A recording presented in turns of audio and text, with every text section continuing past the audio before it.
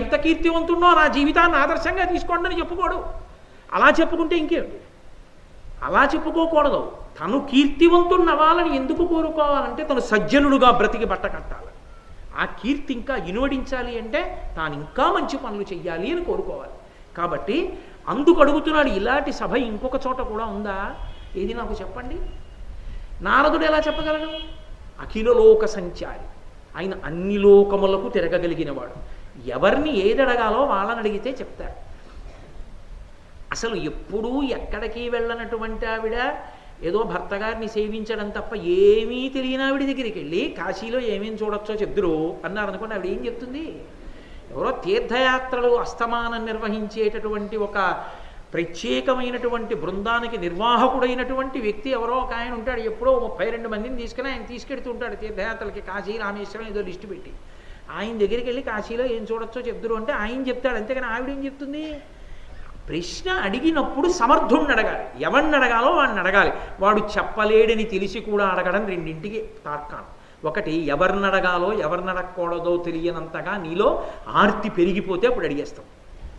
అయ్యో వీడిని అడగచ్చా అడగకూడదా అని లేదో కొడుకుని అప్పడిగినట్టు ఉంటుంది. కాబట్టి లేకపోతే భార్యని పోపులు పెట్టిలో ఉన్న డబ్బు అప్పిమ్మని అడిగినట్టు ఉంటుంది.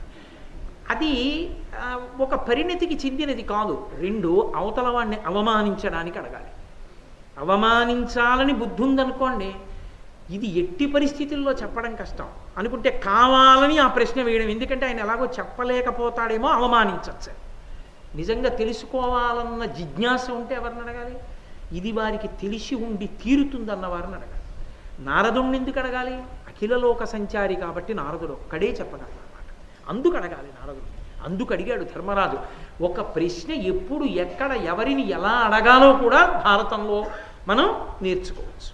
కాబట్టి ఇప్పుడు అడిగితే నారదుడు అన్నాడు, మయసభనంతటినీ చూశాడు ఆయన అని గుర్తు. ఆయన ఒకసారి మయసభనంతటినీ చూసి ధర్మరాజుతో అన్నాడు, భూనాద ఇది అపూర్వమమానుషము విచిత్ర రత్నమయము, ఇట్టి సభన్ మానవలోకేశ్వరులం దేదెన్నడూ చూచి వినియు ఎరుగ ధరిత్రిని. భూనాథ, భూమికంతటికీ నాథుడా. ఒకసారి కృష్ణుడి నోటి వెంట వచ్చింది. ఇప్పుడు నారదుడు అంటున్నాడు, భూనాథ రాజును కూడా పిలుస్తారనుకోండి. ఓ రాజా, అసలు ఇటువంటి సభని నేను ఎక్కడా చూడలేదు. ఇది అమానుషం. అసలు ఇది మనుష్యుల యొక్క చరిత్రలో లేదు ఎప్పుడు ఇటువంటి సభ. విచిత్ర రత్నమయము, చిత్ర విచిత్రములైనటువంటి రత్నముల యొక్క పుదిగింపు చేత ప్రకాశిస్తోంది. ఇట్టి సభన్ మానవలోకేశ్వరులం దేనెన్నడూ చూచి వినియు ఎరుగ ధరిత్రి. ఈ భూమండలంలో ఏ రాజు దగ్గర నేను ఇటువంటి సభ చూడలేదు. కాబట్టి ఒకటి తేలిపోయింది, ఈ భూమండలంలో ఇతపూర్వం ఏ రాజు దగ్గర ఇటువంటి సభ లేదు. సురపతి, యమ, వరుణ, ధనేశ్వర, కమలాసనుల దివ్య సభలెల్లా నరేశ్వర చూచితి. అది దీనికి సరిగా వచ్చంత విభవ సౌందర్యములను. నేను ఎన్నో సభలు చూశాను. అందులో చెప్పుకోదగిన సభలు సురపతి సభ అంటే ఇంద్రసభ, యమధర్మరాజు సభ, వరుణ సభ, ధనేశ్వరుడు అంటే కుబేరుడి సభ, కమలాసనుడు అంటే చతుర్ముఖ బ్రహ్మగారి సభ. ఇవన్నీ దివ్య సభ, మామూలు సభలు కావు. అక్కడ చారిత్రాత్మకమైనటువంటి విశేషములు కొన్ని ఉంటాయి. ఆ సభల్లోకి ఎవరు పడితే వాళ్ళు వెళ్ళరు. దానికి కొంత యోగ్యత ఉంటుంది. అందరూ ఆహ్వానితులే అంటారు, తప్పు. అందరూ ఆహ్వానితులు అన్ని సభలకు కాదు. అందరూ ఆహ్వానితులే అన్నమాట దోషభూయిష్టం.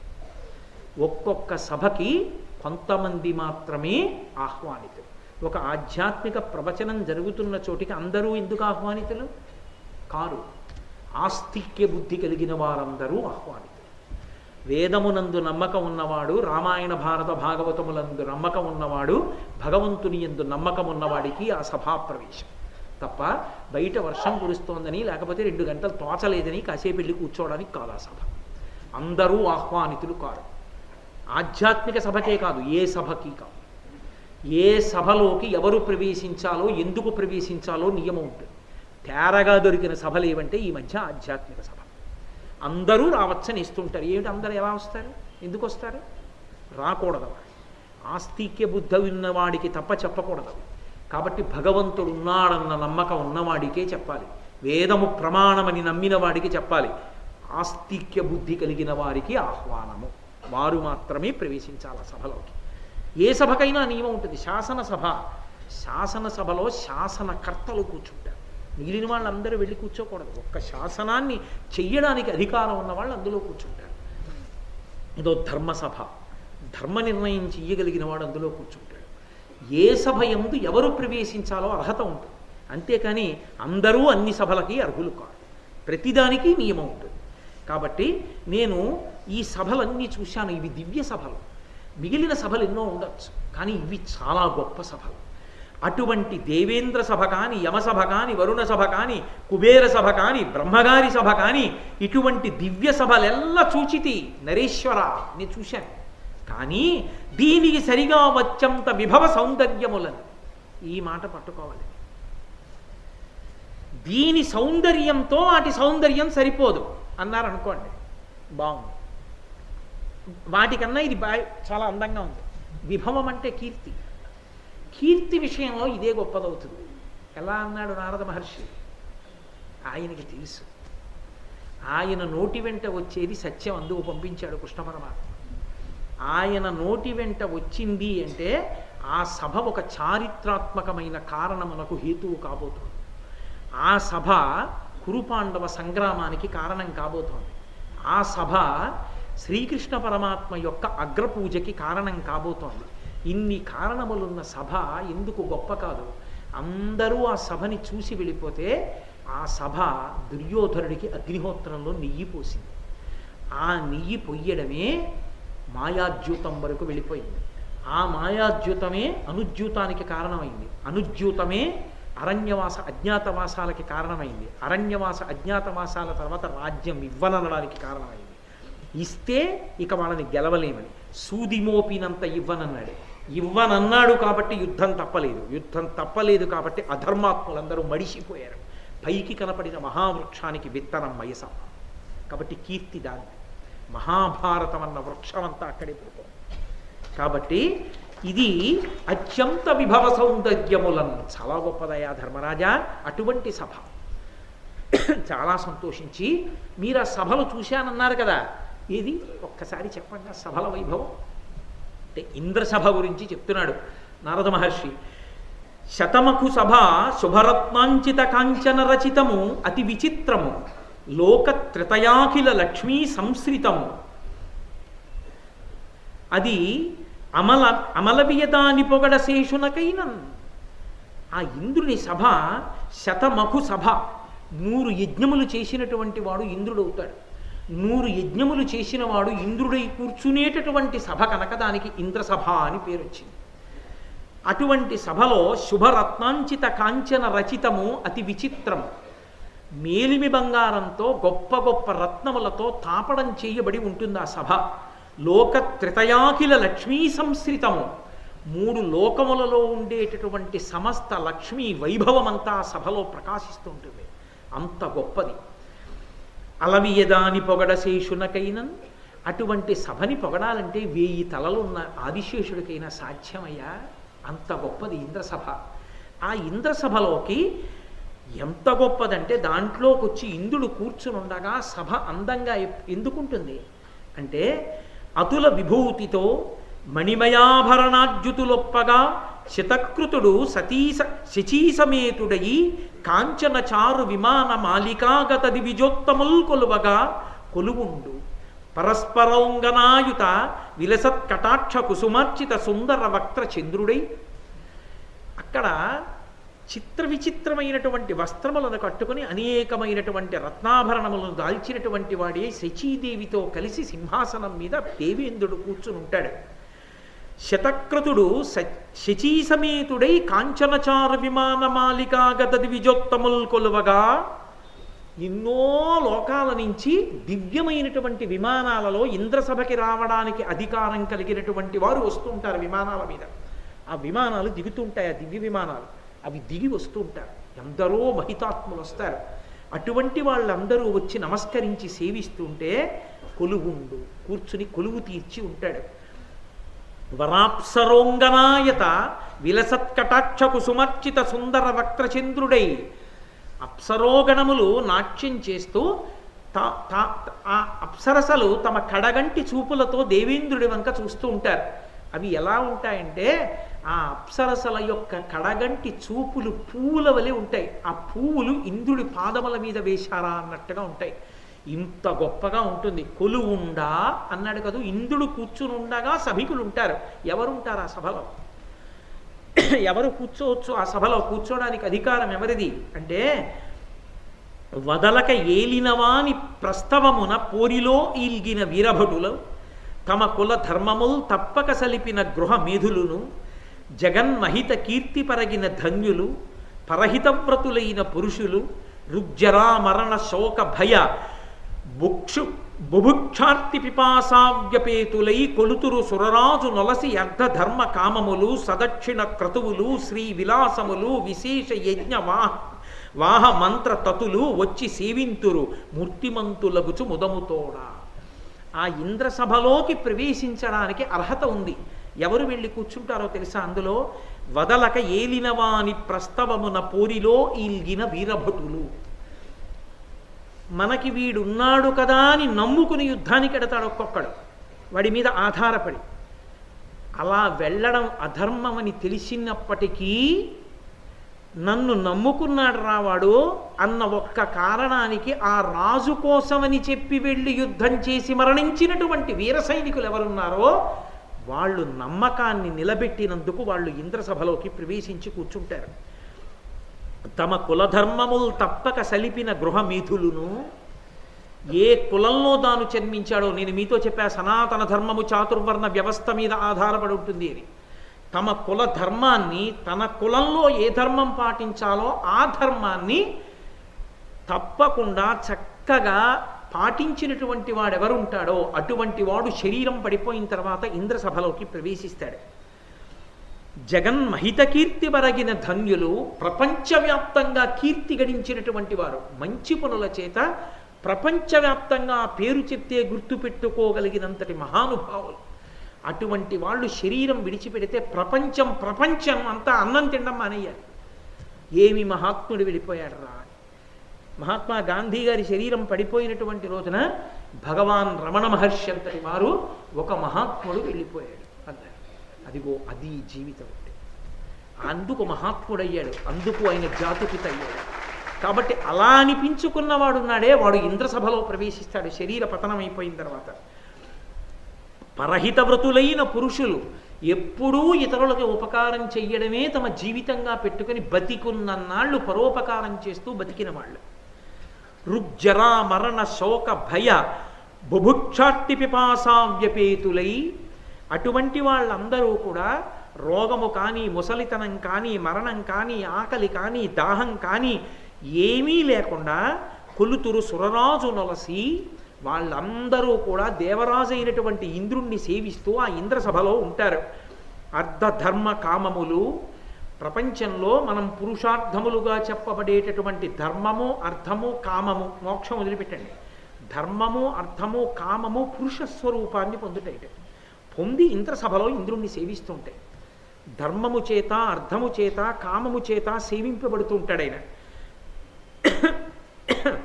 సదక్షిణ క్రతువులు, దక్షిణ బ్రాహ్మణులకు ఇచ్చి సంతోషపెట్టి చేయించినటువంటి యజ్ఞయాగాదులు పురుష రూపాన్ని ధరించి ఇంద్రుడిని సేవిస్తుంటాయి. అంటే ఎక్కడైనా ఒక చోట బ్రాహ్మణుల్ని నిమంత్రణం చేసి చాలా అద్భుతంగా యాగాన్ని చేసి అక్కడ వాళ్ళకి భూరి సంభావన ఇచ్చి యజ్ఞం చేస్తే ఆ యజ్ఞము ఒక పురుష రూపాన్ని పొందుతుంది.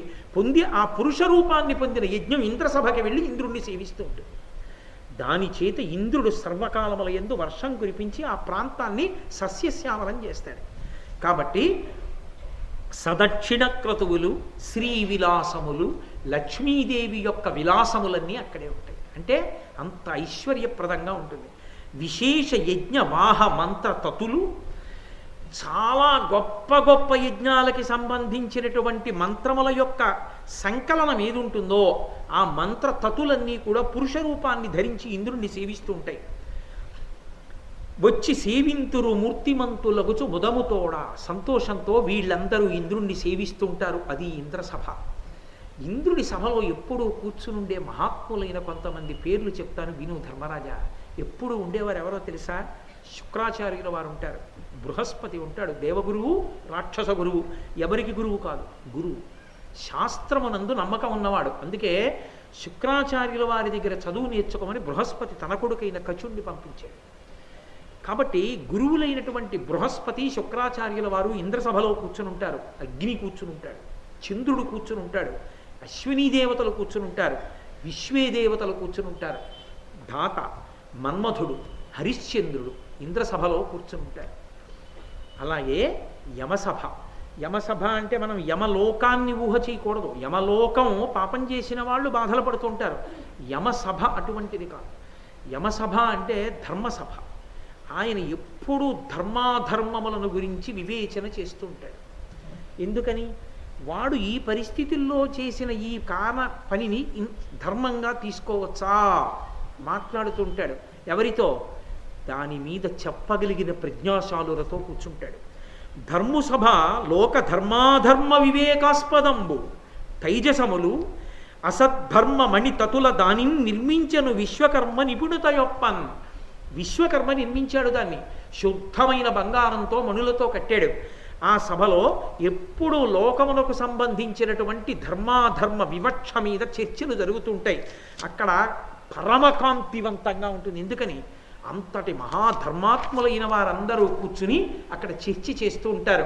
ఆ సభలో కూర్చుని ఉండేవాళ్ళు ఎవరో తెలుసా? యమసభలో అగస్త్య మహర్షి, మతంగ మహర్షి, పితృదేవతలు, యమకింకరులు, కాలచక్రం, యాగాలు, దక్షిణ దిక్కున ఉండేటటువంటి లోకాలకి సంబంధించిన దేవతలు, ఉగ్రంగా తపస్సు చేసినటువంటి వాళ్ళు, కృతవీర్యుడు, జనమేజయుడు, జనక మహారాజు, మీ నాన్నగారైన పాండురాజు. ఇక్కడ ధర్మరాజు గారు ఉలిక్కి పడ్డాడు. ఇందుకు వచ్చాడు, ఇందుకు చెప్పాడు. ఎందుకు ద్రవ్యాన్ని యజ్ఞం చెయ్యాలో అందుకు మాట్లాడాడు నారదుడు. మీ నాన్నగారు యమసభలో కూర్చుని ధర్మాధర్మములు చెప్తున్నాడన్నాడు. హరిశ్చంద్రుడు ఇంద్రసభలో ఉన్నాడు, పాండురాజు యమసభలో ఉన్నాడు. అనుమానం వస్తుందా రాదా? మా నాన్నగారు ఇంద్రసభకి ఎందుకు వెళ్ళలేదు? అనుమానం వస్తుంది కదా. ఇది రావాలి ధర్మరాజు. అది వచ్చి అడగాలి. చెప్తాడా? తను చెప్పడు, ఇది చెప్తాడు. అది కొడుకు అడగాలి. అలా అడగకపోతే కొడుకే కాదు. అది ఇంకెందుకు? నేను చెప్పే కదా, ఏటి సూతకం పట్టడానికి ఏడిచే కొడుకు కొడుక, ఆ కొడుకుని కన్నందుకు వాళ్ళు ఏడవాలి. కాబట్టి ఇది చెప్పాడు. మీ నాన్నగారు అక్కడ ఉన్నారు, బాధలు పడుతూ కాదు సుమండి. ధర్మసభలో ధర్మ నిర్ణయంలో కూర్చుని ఉన్నాడు. వరుణ సభ చెప్పి ఊరుకోలేదు, వరుణ సభ చెప్తున్నాడు. మరి దివ్యమైన సభలు చూశానన్నాడు కదా, అందుకని సభాపరమైంది. ఒక్క మయసభను అడ్డుపెట్టి ఎన్ని సభలు వస్తున్నాయో చూడండి. వరుణ సభ. వరుణ సభలో అందు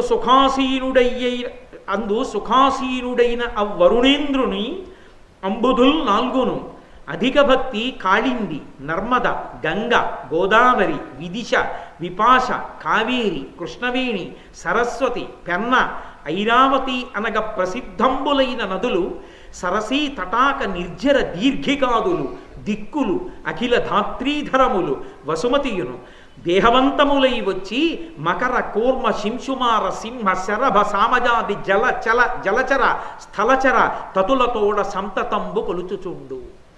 ఆ వరుణ సభలో వరుణుడు ఎంతో సంతోషంగా విలాసంగా సింహాసనం మీద కూర్చుని ఉంటాడు. ఆ సభలో ఆయన్ని సేవించే వాళ్ళు ఎవరో తెలుసా? వరుణుడు అంటే జలాధిదేవత. వరుణుడికి నమస్కారం చేసినా, వరుణ సభ గురించి విన్నా ఏమిటో తెలుసా ప్రయోజనం? పుత్రపౌత్రాభివృద్ధి. భారతం ఉత్తినే రాలేదు, వాటి గురించి విన్నంత మాత్రం చేత అనుగ్రహం కలుగుతుంది. యమధర్మరాజ ప్రసాదాత్ ఆయుష్యాభివర్ధనమశ్నుతే. ఆయన గురించి వింటే, ఆయన సభ గురించి వింటే ఆయుష్ పెరుగుతుంది. వరుణుడి గురించి వింటే సంతానం కలుగుతుంది, సంతానం నిలబడుతుంది, వంశం వృద్ధిలోకి వస్తుంది. ఆ వరుణుడు కూర్చుని ఉండగా 4 సముద్రములు, ఈ భూమండలానికి 4 దిక్కులా ఉన్నటువంటి 4 సముద్రములు కూడా పురుష రూపాన్ని ధరించి వచ్చి ఆయన్ని సేవిస్తుంటాయి. జలాధిదేవత కదూ, అందుకని చాలా భక్తితో వింజామర వేసి సేవిస్తుంటాయి. ఏవి? కాళింది, నర్మద, గంగ, గోదావరి, విదిశ, విపాశ, కావేరి, కృష్ణవేణి, సరస్వతి, పెన్న, ఐరావతి అనగా ప్రసిద్ధంబులైన నదులు. అంటే మిగిలిన నదులు ఉండవా? ఉంటాయి. ఇవే ఎందుకు చెప్పానో తెలుసా? ప్రసిద్ధములు. ఇవి ప్రసిద్ధములు అన్న మాటకు అర్థం ఏంటి? నది పేరు విన్నా, నది పేరు చెప్పిన, నదిని స్మరించిన స్నాన ఫలితం ఇస్తాడు. నేను పొద్దున్న లేచి గోదావరి గోదావరి గోదావరి అన్నాను అనుకోండి, నేను గోదావరి స్నానం చేశానని ఇస్తాడు ఆ రోజు. అందుకే స్నానం చేసే ముందు గంగే చయమనే చైవ గోదావరి సరస్వతి నర్మదే సింధు కావేరి యోజలేస్మిన్ సన్నిధిం కురు ఆయాంతు స్నానం ద్రవ్యాన్ని చ సంప్రోక్ష్య అని చల్లుకోవడం. అందున గంగా పరమపావనం, ప్రసిద్ధములైన నదులు, ప్రఖ్యాతి వహించినవి దేని చేత? స్మరణ మాత్రము చేత స్నాన ఫలితాన్ని ఇస్తాయి, పాపాలని పోగొడతాయి, కోరికల్ని తీరుస్తాయి. అంత శక్తివంతములైనటువంటి ఈ నదులున్నాయే, ఇవి స్త్రీ స్వరూపాన్ని ధరించి వచ్చి చామరం వేస్తూ సేవిస్తూ ఉంటాయి వరుణుణ్ణి. అక్కడ నిలబడి ఉంటాయి వరుణ సభలో. గంగ అంటే నదీ స్వరూపంగా చూసాం. వరుణ సభలో ఆ గంగమ్మ కనపడుతుంది. వరుణ సభలోకి ఎవరిని పంపిస్తారో తెలుసా? ధర్మశాస్త్రంలో ఉన్నమాట. ఏదైనా ఒక పవిత్రమైనటువంటి జీవనదీ ప్రవాహం ఉన్న చోట 10 మంది అందులో స్నానం చేసి చక్కగా సంధ్యావందనం చేసుకోవడానికి అరుగులతో కూడినటువంటి స్నాన ఘట్టాన్ని ఎవరు నిర్మాణం చేస్తారో వాళ్ళని వరుణలోకానికి పంపిస్తారు. శరీరం పడిపోయిన తర్వాత అక్కడ ఉండవని. వాడు చక్కగా నదుల వాళ్ళందరూ సేవిస్తుండగా వరుణ సభలో కూర్చుంటాడు. నేను ఈ మాట చెప్తే మీకు ఎందుకు తెలుస్తుందో, ఒక 15 రోజుల్లో ఒక ఆయన గోదావరి నదిలో అద్భుతమైన స్నానఘట్టాన్ని నిర్మాణం చేస్తున్నాడు. అయిపోతాడు. వెళదాం మనందరం చూడడానికి, అది వేరే విషయం. కాబట్టి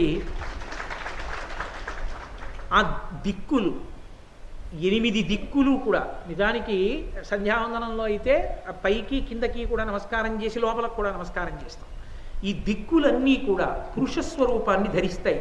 అలాగే సరస్సులు, నదులు, తటాకములు, చెరువులు, ఇవి వీటితో పాటుగా భూమి, వీటితో పాటుగా నీటిలో ఉండేటటువంటి జలచరములు ఏవైతే ఉన్నాయో అవి, మకర, కూర్మ, మకరం అంటే మొసలి, కూర్మం అంటే తాబేలు, శింశుమారం అంటే నీటికోతి, సింహము, భూమి మీద తిరిగేటటువంటి సింహం, అలాగే శరభం మృగం అని మీరు ఎప్పుడైనా చూశారో లేదో నాకు తెలియదు. అంటే నేను ఎప్పుడు ఆ మృగాన్ని మృగంగా చూసిన వాడిని కాననుకోండి. గరుడ పక్షిల రెక్కలతో ఉండి ముందుకి మృగ శరీరంతో ఉంటుంది.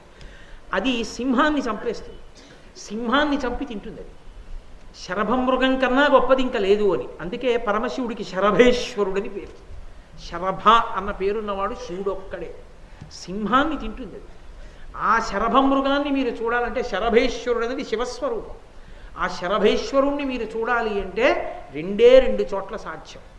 చిదంబర క్షేత్రానికి వెళ్ళినప్పుడు ప్రత్యేకంగా నటరాజస్వామి వారు ఉంటారు. ఆ నటరాజస్వామి వారి దగ్గరే ఆనంద తాండవ సభ జరిగింది. అక్కడే ఎవరు గొప్ప తాండవంలోని కాళికాదేవి ఆయన కూడా తాండవం చేశారు.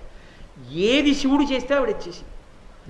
విష్ణుమూర్తి న్యాయ నిర్ణేత కూర్చుంటారు. ఇప్పటికే సభ మీరు చూడొచ్చు, విష్ణుమూర్తి కూర్చుని.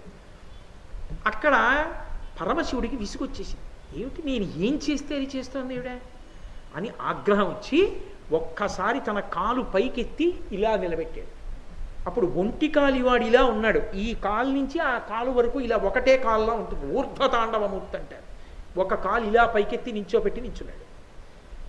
స్త్రీ సహజమైనటువంటి ఆ మర్యాద చేత కాలు అలా పైకి ఎత్తదు. కాళికాదేవి సిగ్గుపడి నిలబడిపోయింది. అప్పుడు శివుడు నటరాజు అయ్యాడు. శివుడు నటరాజు అని విష్ణువు నిర్ణయం చేస్తే అది నటరాజ సభ అయింది. అక్కడ ఇప్పటికీ కూడా ప్రతిరోజు ప్రదోష వేళలో ఆయన ప్రత్యేకంగా 2 కోసం చేస్తూ ఉంటారు తాండవం. వాళ్ళే ఆయన పక్కన నిలబడి ఉంటారు. ఒక ఆయన మృగస్వరూపంతో ఉంటాడు, వ్యాఘ్రపాదుడు. పులి ముఖం ఉంటుంది, కింద నర శరీరం ఉంటుంది. వ్యాఘ్రపాదుడు పతంజలి.